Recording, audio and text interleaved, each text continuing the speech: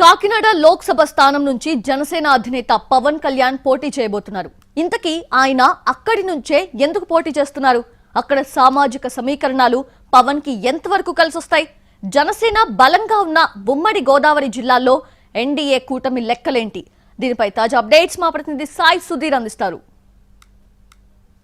కాపు ఉద్యమ నేత Mudragada Padmanabham political reentry దాదాపు ఖాయమైపోయింది. వైసీపీలో చేరడానికి సంబంధించి ఆ పార్టీ నేతలతో ఇప్పటికే చర్చలు కూడా పూర్తయ్యాయి.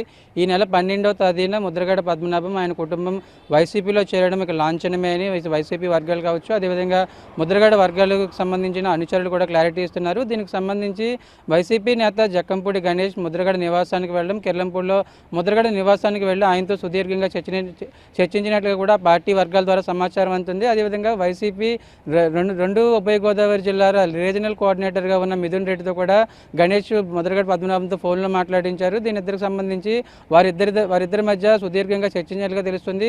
ముద్రగడ పద్మనాభం ముందు పార్టీలో చేరాలని ఇటు మిథున్ రెడ్డి ప్రపోజల్ పెట్టడంతో ముద్రగడ పద్మనాభం కూడా దానికి స్పందించారు. తనకు అన్కండిషనల్గా పార్టీలో చేరడానికి తనకు ఎటువంటి ఇబ్బంది లేదు. ఒకవేళ పోటీకి సంబంధించి పార్టీ ఏ నిర్ణయం తీసుకున్నా దానికి ఎటువంటి అభ్యంతరం లేదు. గతంలో 5 సంవత్సరాల నుంచి ప్రతి నియోజకవర్గంలో ఇన్ఛార్జ్ కావచ్చు, అదేవిధంగా ఎమ్మెల్యేలు తిరుగుతూ ఉంటారు.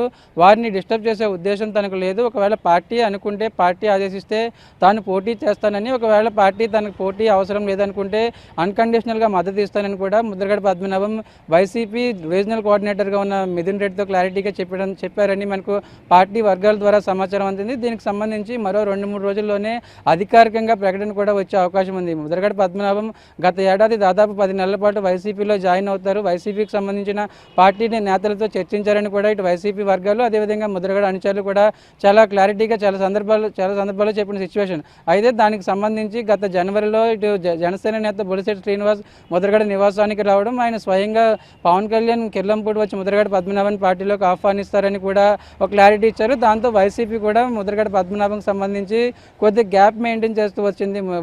ముద్రగడ పద్మనాభం జనసేనలోకి వెళ్ళే అవకాశం ఉంటే కనుక ఖచ్చితంగా తాము ఆ ప్రయత్నం విరమించుకుంటున్నామని కూడా వైసీపీ వర్గాలు చెప్పాయి. అయితే జనసేనకు సంబంధించి జనసేన అధ్యక్షుడు పవన్ కళ్యాణ్కి ముద్రగడ పద్మనాభం బహిరంగ లేఖ రాశారు.